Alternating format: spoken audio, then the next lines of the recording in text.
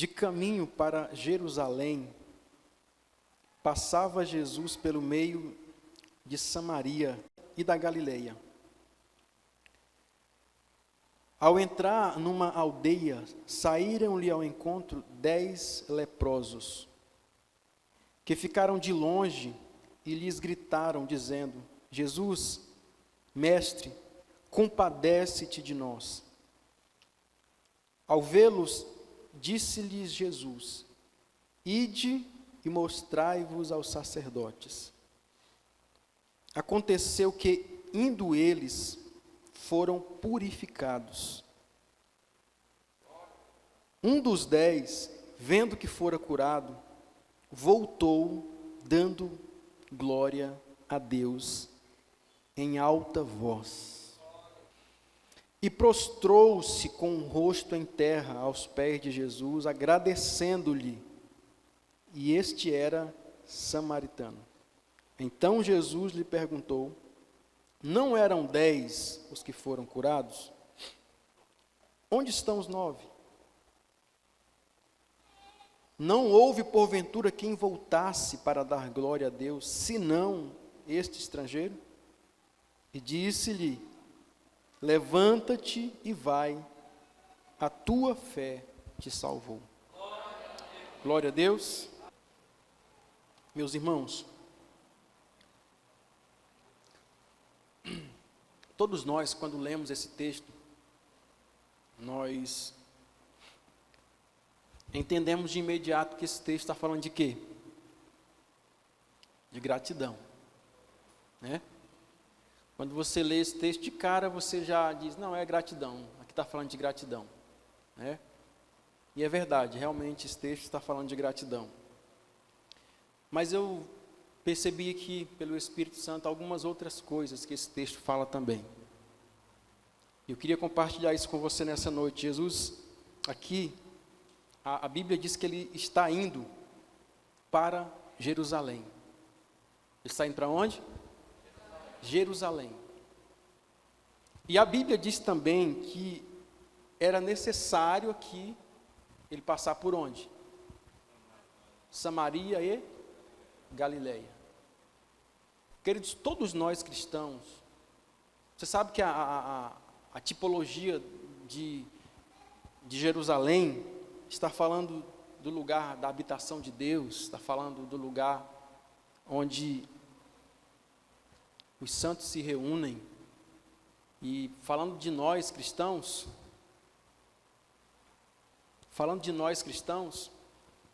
nós estamos caminhando também para Jerusalém. Eu tenho um sonho no meu coração de um dia ir em Jerusalém, aqui na terra. Eu tenho um sonho, né? Eu até conversava com o Pablo esse tempo atrás, falando sobre essa questão, mas a gente vai ver o preço, você desanima, né? E ele até me animou, mas você sabe como é que é, né, irmãos?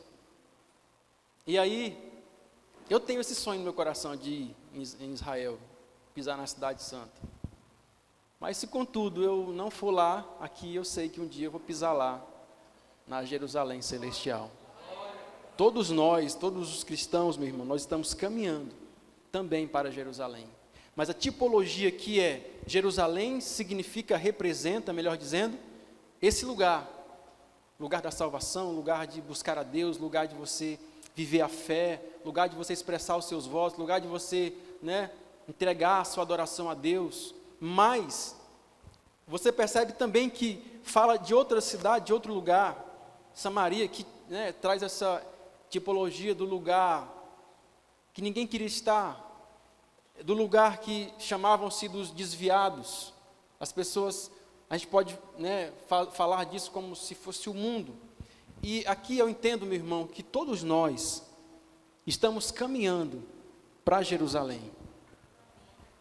Mas nós precisamos compreender que o caminho para nós chegarmos um dia em Jerusalém é o mundo. Amém? Você, para chegar um dia em Jerusalém, você precisa passar triunfante por esse mundo. Jesus passou por Samaria, mas ele não viveu como os samaritanos. Jesus passou, vamos dizer assim, pelo mundo, mas ele não viveu como os mundanos. Ele passa aqui por Samaria, mas todas as vezes que Jesus tinha encontro com pessoas, né? Você tem até o outro exemplo lá da mulher da beira do poço, que também era samaritana, mas a Bíblia diz que a mulher, ela não influenciou Jesus, ela era pecadora. A Bíblia diz que ela era uma mulher que já tinha tido vários maridos e talvez, né, muitos crentes deveriam naquele momento olhar com um olhar de aproveitador para aquela mulher, mas Jesus não foi cativado pelo pecado da mulher, a mulher foi cativada pela santidade de Jesus. Jesus passa então por Samaria para chegar, né, em Jerusalém, e você também, nós estamos aqui passando por esse mundo para um dia nós podermos chegar lá na Jerusalém celestial.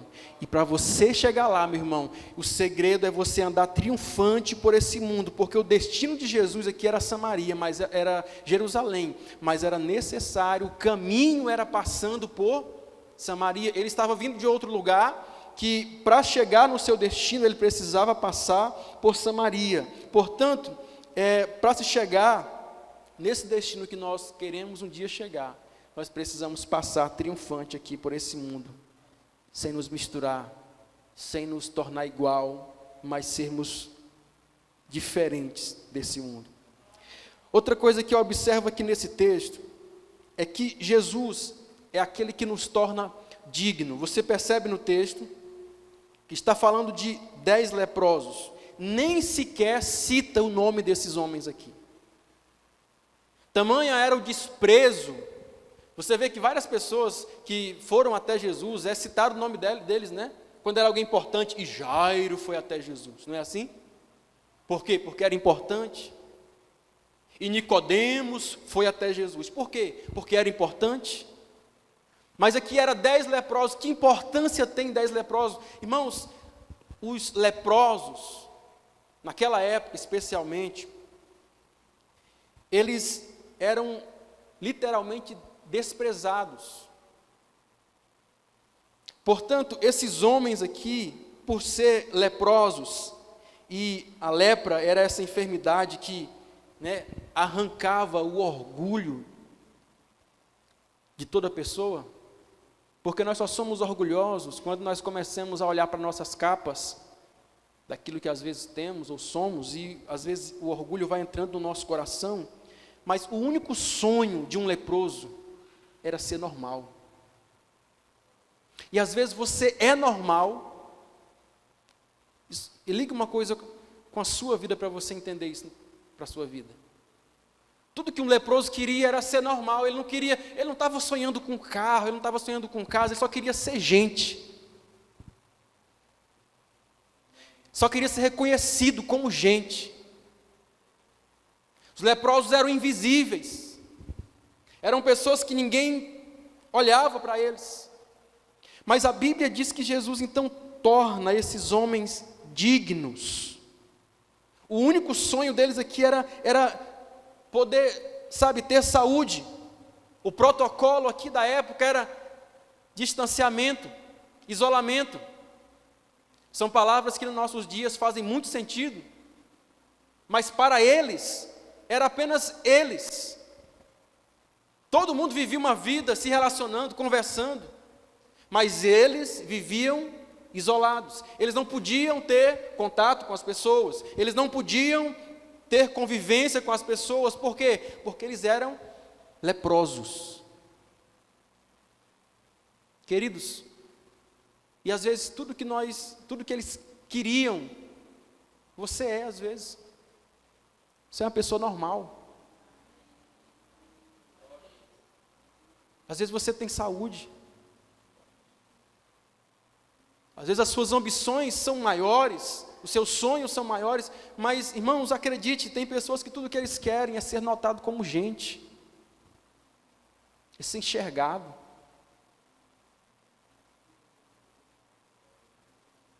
E Jesus quer usar as suas mãos, quer usar a sua boca, para que os invisíveis possam ser vistos. Nós, como igreja, temos esse papel, e Jesus torna que esses homens dignos. Eles viviam isolados, viviam distanciados das pessoas, ou seja, os leprosos, eles só podiam andar com leprosos. Eles não tinham contato com outro tipo de pessoa. Eles não podiam se relacionar com outro tipo de pessoa, porque a doença deles era contagiosa. Portanto, eles entendiam a tal ponto que eles mesmos não ousaram chegar perto de Jesus. A Bíblia diz que eles pararam de longe, e quando perceberam que era Jesus, eles gritaram: Jesus, tem compaixão de nós. Queridos, compreenda algo. O orgulho é algo que destrói o ser humano. Destrói o ser humano, te faz diferente ao inverso de Deus. Você quer saber uma pessoa que ele é totalmente ao inverso de Deus? É alguém que é orgulhoso. O orgulho, muitos dizem que o pecado original é o pecado de Adão, né? Porque Adão desobedeceu, comeu, mas eu entendo que o pecado original, o primeiro pecado é o pecado do orgulho, porque foi o orgulho que derrubou um anjo do céu. Quando alguém se torna orgulhoso, essa pessoa ela se torna o oposto de Deus. Então, você precisa compreender, meu irmão, que Jesus ele vem aqui e torna esses homens dignos. Sabe? Eles não tinham orgulho no seu coração, e às vezes nós somos tomados por esse orgulho, por essa síndrome de Satanás, porque toda pessoa que permite que o orgulho entre no seu coração, ele está se tornando insensível a Deus, diferente de Deus, ao oposto de Deus. É aquela oração do fariseu e do publicano. Jesus disse que dentro da mesma igreja estavam duas pessoas orando dentro do templo. Um era o fariseu que orava para si mesmo e dizia: graças te dou a Deus, porque não sou como as demais pessoas, e nem como esse publicano que está aqui. Eu jejuo 2 vezes por semana, eu dou o dízimo de tudo que eu ganho, eu sou isso, eu sou aquilo. E a palavra diz que o publicano, sentado ao fundo, nem ousava levantar os olhos a Deus, dizia: Senhor, Deus, ser propício a mim, que sou pecador. Seja propício a mim, porque eu sou pecador. Portanto, sabe, quase todo homem na posição de desespero, ele se humilha diante de Deus. Quase toda pessoa na posição de desespero, eu digo quase, irmãos, porque nem todas as pessoas, tem gente que é mesmo na hora da morte, tem pessoas que mesmo na enfermidade, mesmo na luta, eles não se humilham diante de Deus. Você lembra de Naamã? Leproso. A sua carne estava sendo comida literalmente, mas ele botava um monte de capa, um monte de adereço, se cobria todo e saía todo orgulhoso, porque ele era general. Como tem pessoas assim? E a Bíblia diz que Naamã, mesmo necessitando de Deus, o seu orgulho falava mais alto. Aquele homem que estava pendurado na cruz, um deles, a Bíblia diz que mesmo estando na beira da morte, ele estava ali cheio de orgulho, apontando para Jesus, zombando de Jesus. Mas veja, esses leprosos clamam por compaixão. Por quê? Porque, irmãos, as nossas dores, as nossas dificuldades, as nossas moléstias, elas nos fazem compreender que nós não somos nada diante de Deus. Nada diante de Deus. Perceba que esses homens, eles param de longe, eles clamam por compaixão. Veja que a Bíblia diz que Jairo, sendo importante, ele vem e se prostra diante de Jesus. A Bíblia diz que o cego clamava e dizia: Senhor, filho de Davi, tem compaixão de mim. Se humilhava diante do Senhor. Portanto, a gente precisa compreender, meu irmão, que é por isso que às vezes a gente é reprovado por Deus. Nós não recebemos, sabe, aquilo que nós queremos, nós não recebemos aquilo que pedimos. E entenda uma coisa, falando de orgulho, você não é provado para dizer se você é uma pessoa orgulhosa ou humilde, quando você está lá no vale da sombra da morte, passando fome, necessidade, não.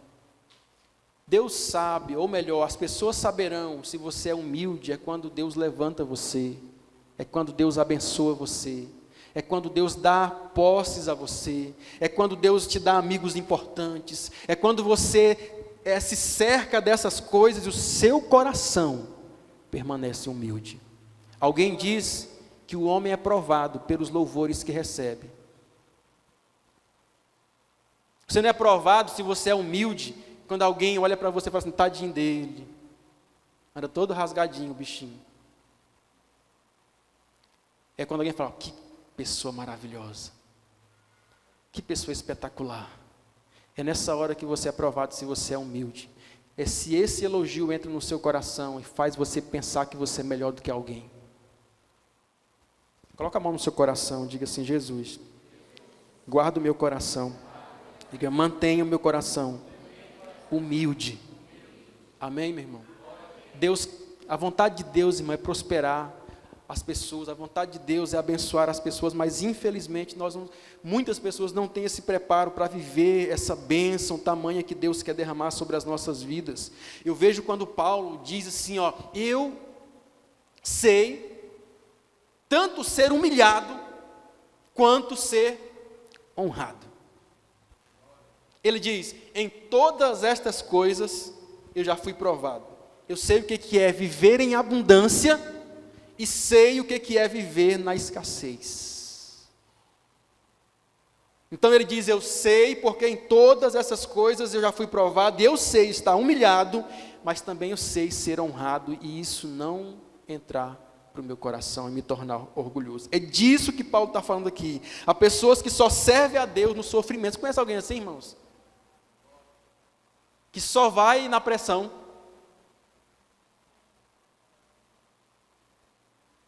Tem muita gente que é assim, que se Deus permitir folgar um pouquinho para ele, irmão, ó, esquece de Deus. Sabe, se não for a dificuldade, a luta, a pessoa nunca se achega a Deus.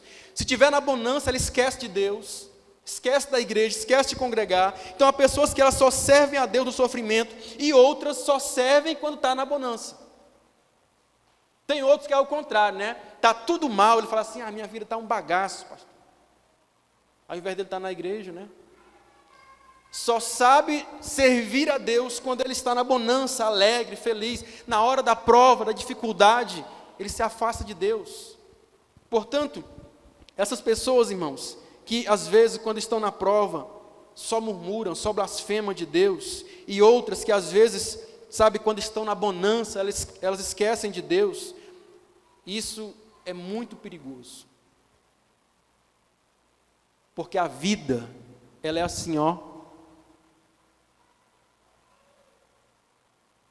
Lembra do batimento do coração lá? Em cima e embaixo. Tem dias que você vai estar triste. Senhor, glória a Ti. Tem dias que você vai estar triunfando de alegria. Senhor, a honra e a glória é Tua, Senhor. Depois você vai estar lá embaixo de novo. O pastor disse que quando está aqui é glória a Deus, Senhor. Aí você vai estar lá em cima de novo. Aí o povo te aplaudindo. Não, glória a Ti, Senhor. Sabe, irmãos, a gente aprender a viver os momentos da vida sempre entregando a nossa vida mais e mais a Deus. Mais e mais para o Senhor. Alguém me entende? Jesus disse aqui para eles fazer um procedimento que se fazia quando já estava curado. Olha isso aqui. Ele diz para os leprosos, né? Ide, ele não chamou ele para perto, ele falou assim, vão e se mostrem ao sacerdote. Irmãos, esse era um procedimento que se fazia após ser curado. Para quê? Para o sacerdote olhar e atestar aquela cura. Ele olhava, Deus já tinha dado alguma série de preceitos lá na lei, que dizia, afirmava se alguém estava curado da lepra ou não. Então eles iam, nesse procedimento aqui que Jesus manda eles fazerem, eram para pessoas que já estavam curadas. Mas você perceba no texto aí, que eles não estavam curados. Eles estavam leprosos. Então Jesus vai a eles e diz: vão e mostrem-se ao sacerdote. Isso é o que chamamos de palavra de fé. Porque a fé é o quê? A fé é a certeza e a convicção daquilo que eu não estou ainda vendo. Eles saíram doentes, mas saíram em cima de uma palavra de Jesus, que disse assim: olha, ide e mostrai-vos aos sacerdotes. Então, eles saem debaixo dessa palavra, receberam essa palavra de fé, mas eles tiveram também uma atitude de fé. Vou dizer de novo, eles receberam uma palavra de fé, mas eles tiveram também uma atitude de fé. Porque, irmãos, às vezes você vem à igreja e Deus libera uma palavra de fé sobre a sua vida, mas você não tem a atitude de fé. Eles poderiam dizer: mas Senhor, não vai lá no sacerdote, não é quando está curado, vou fazer o que era, estou doente. Mas a Bíblia diz que eles tiveram essa atitude de fé, e caminharam em direção ao lugar que Jesus havia dito. Quando eles chegaram lá, eles estavam curados.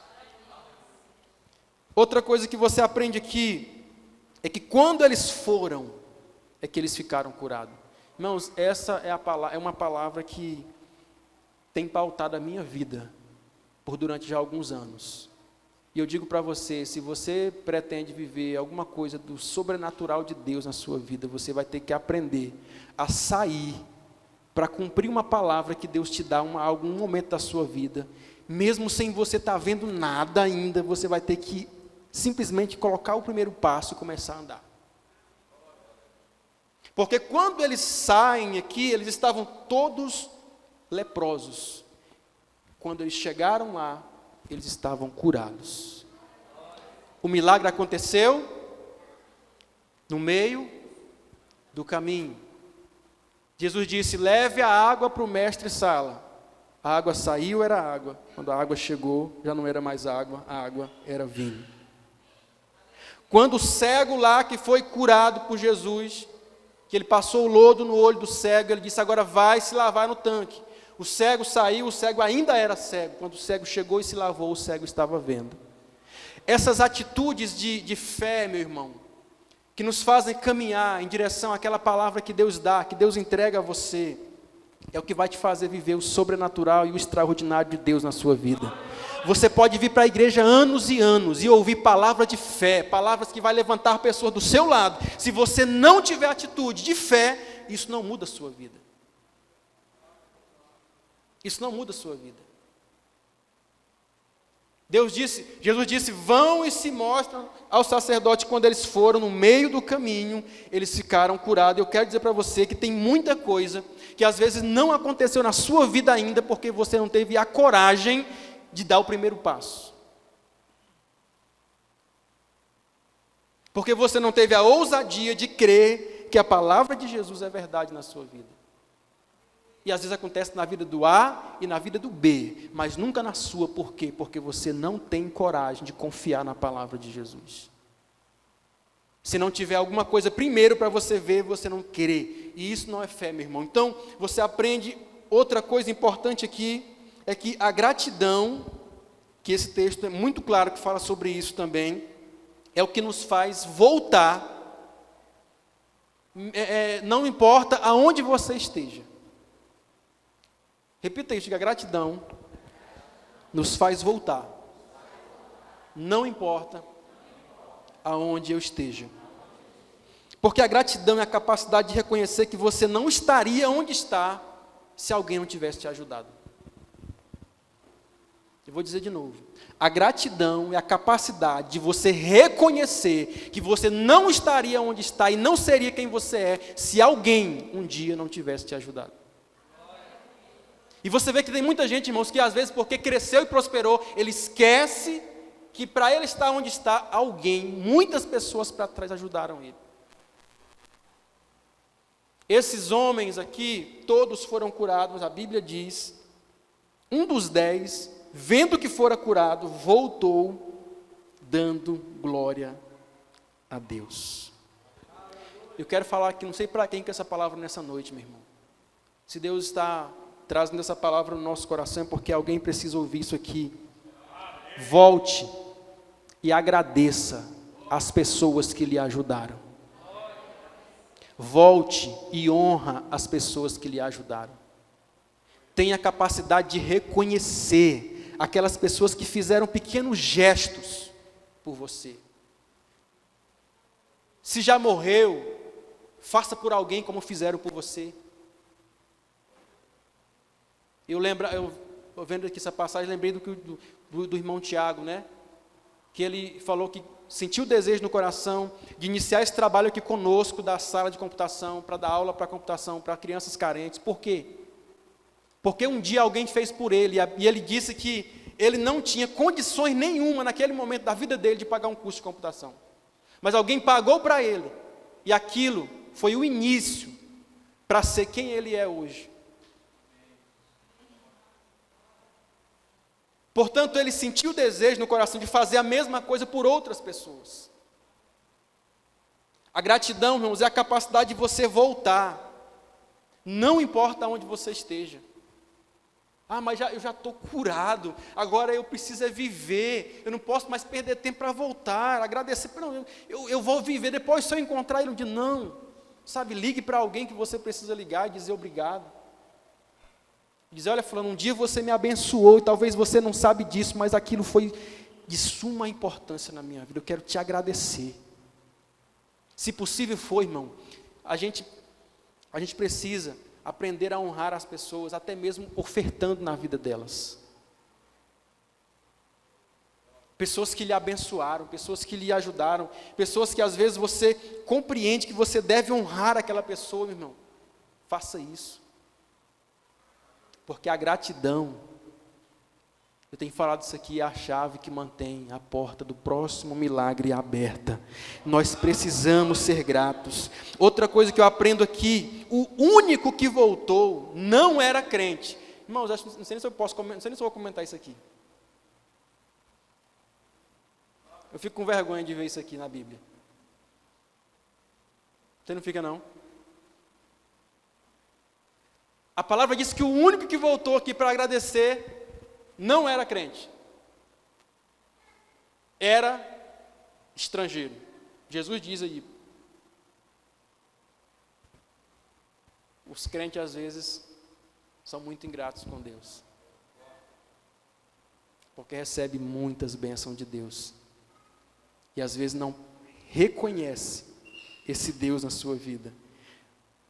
Jesus sabe o que Ele fez por você. Você pode esquecer, mas Jesus sabe o que Ele fez por você. A Bíblia diz aí, olha a pergunta de Jesus, não eram 10? Era 10 ou não era, irmãos? A pergunta que Ele faz, onde estão os 9? Por quê? Porque Ele sabia que não tinha curado só um. Ele sabia que tinha curado 10. Portanto, a pergunta dele é proposital. Ele disse, não eram 10. Cadê os outros 9? Isso é algo que eu creio que ele não está perguntando para aquele homem. Ele está perguntando porque ele sabia que isso estaria escrito aqui para nós, hoje ouvirmos essa palavra.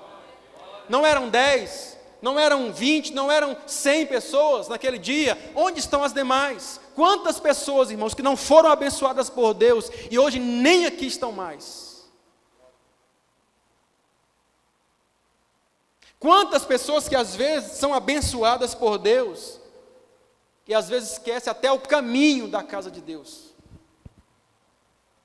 Que isso nunca aconteça com você, com a sua vida. Muitas vezes você não glorifica a Deus, não agradece a Deus, mas Ele sabe o que fez por você. Ele sabe o que fez por você. E às vezes você observa isso, que apenas aí uma palavra, né, que Jesus liberou sobre a sua vida, como os leprosos aqui, né, saíram. Irmãos, quantos cultos não acontece isso com as pessoas? Olha aqui, preste atenção. Quantos cultos não acontece isso com as pessoas? Você vem à igreja e Deus libera uma palavra sobre a sua vida. Porque tem coisas que não vão acontecer no dia que a palavra é liberada. Existem bênçãos, milagres, que eles vão acontecer na sua vida. É um processo. Mas a palavra foi liberada hoje sobre a sua vida. É daqui a 2 meses, algo daquela palavra se cumpriu na sua vida. E você não testemunha aquilo que Deus fez. Você não dá glória a Deus por aquilo que Ele fez. E é essa pergunta de Jesus, sabe, cadê os outros 9 que foram também abençoados, que foram também curados? E para nós encerrarmos aí, quem recebe, esquece, mas Jesus, Ele sabe e Ele não esquece daquilo que Ele fez por você. Eu quero falar para você nessa noite, irmãos. Se você foi ingrato em algum momento da sua vida, Jesus está perguntando por você hoje. Vou dizer novamente. Quem é espiritual entende. Se em algum momento da sua vida você foi ingrato com Deus, ou está sendo ingrato com Deus, Jesus está perguntando por você aqui nesse texto. Onde estão os demais? Ou onde está você que não veio para fazer isso? Onde está você que não está fazendo isso em prol do reino? Onde está você que não está servindo também nesse reino? Então, queridos, quem volta,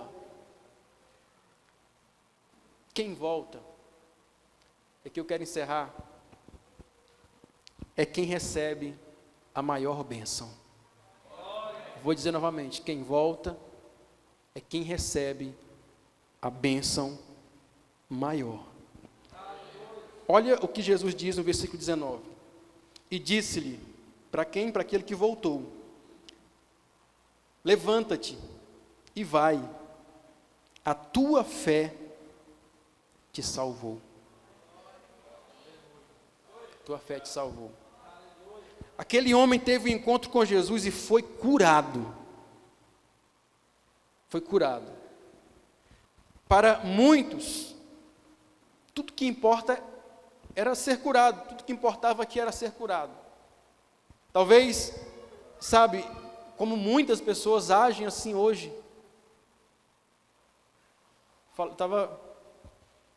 Ali,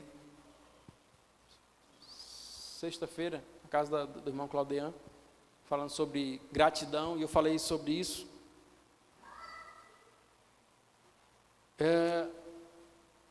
Existem 2 tipos de pessoas aqui sentadas nessas cadeiras hoje.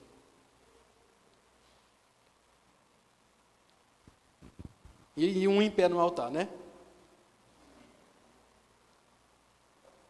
Existem aqueles que estão aqui por uma expectativa daquilo que ele espera acontecer em Deus na vida dele. Tem alguém com expectativas aqui de Deus na sua vida? Glória a Deus. É bom. A fé é que nos move.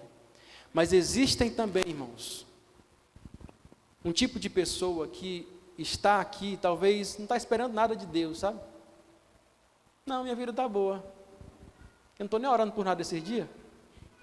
Tem alguém assim aí? Está tão bom que você não está nem orando por nada. Estou com saúde, estou trabalhando, minha família está bem, sabe? Está tão bom a minha vida, pastor, não estou nem orando por nada assim, sabe?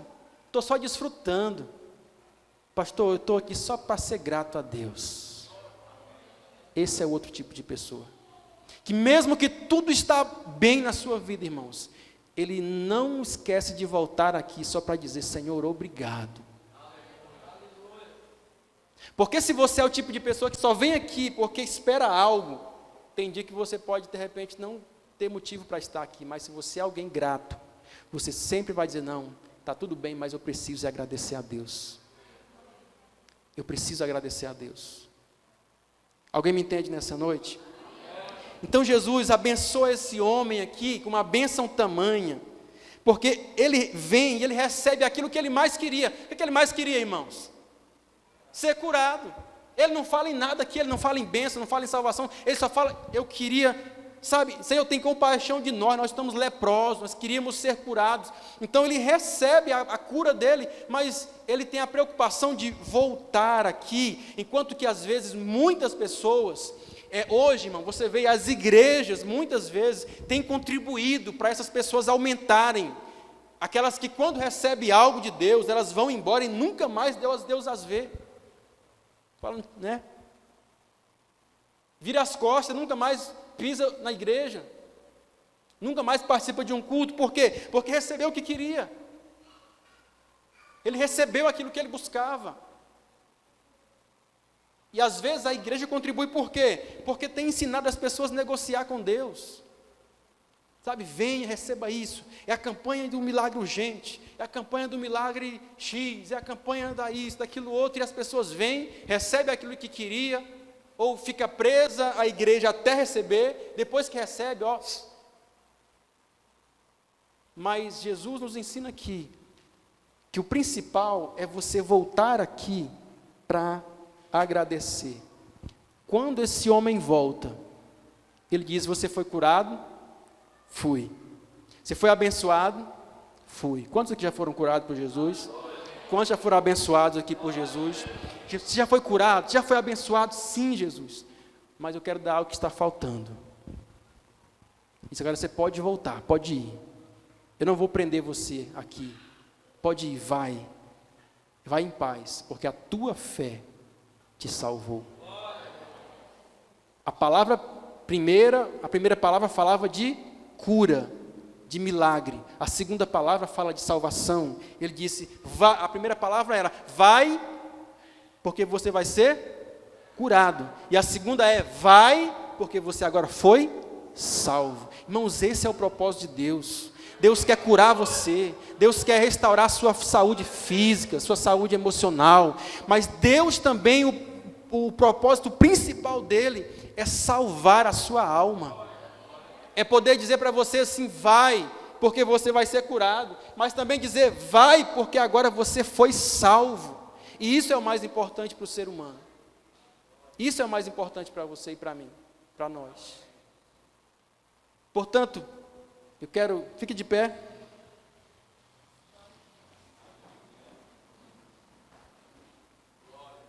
Aqueles que não voltaram, irmãos, eles foram curados da sua lepra, mas não foram curados dos seus pecados. Esses que voltaram, eles foram curados, ou melhor, esse que voltou, ele foi curado, tanto da sua lepra, como foi curado também do seu pecado. Jesus perdoou os seus pecados, porque o médico, ele pode até curar a sua enfermidade, mas somente Jesus pode curar os seus pecados.